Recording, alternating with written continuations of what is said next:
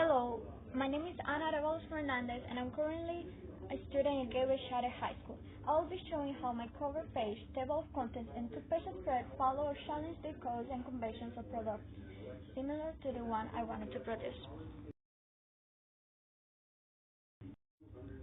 For my cover page, I chose to use the convention of a large bold masthead since it is easy to recognize from a large distance and catches the audience's eye. Also, I employ the convention of having the main image as a close-up from an aerial shot to show the plate clearly and make it look appetizing. I implement a color palette of greens and whites as a code to demonstrate healthiness and cleanliness in my product. I believe that following all these conventions was a successful choice because it makes it clear and easy to understand as well as giving a professional look to the magazine. For my table of contents, I decided to stick to the convention of a bold title for my page and the color palette which uses greens and yellows to appeal to plant-based food and attract the audience's attention. I challenged the convention of a white space background because the color of white would have made my stories and hidden unreadable while mixing it with the background. Moreover, I included the same structure of putting the photo on one side and the stories on the other side, which makes it look organized and included.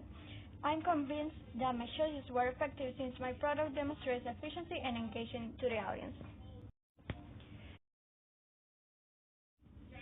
For my two-page spread, I settled on challenging the convention of having one of the pages for my two-page spread as just the image, instead of use half of both pages for my pictures and the other half for the information. So I did this in order to have a space for writing my article because I was addressing two different studies in the two-page spread. Another code I challenged was using white and muted tones as the background. I use a yellow background because it's colorful and cheerful to engage the audience instead of just a plain white background. I believe these decisions were successful because it makes the magazine more attractive and sophisticated.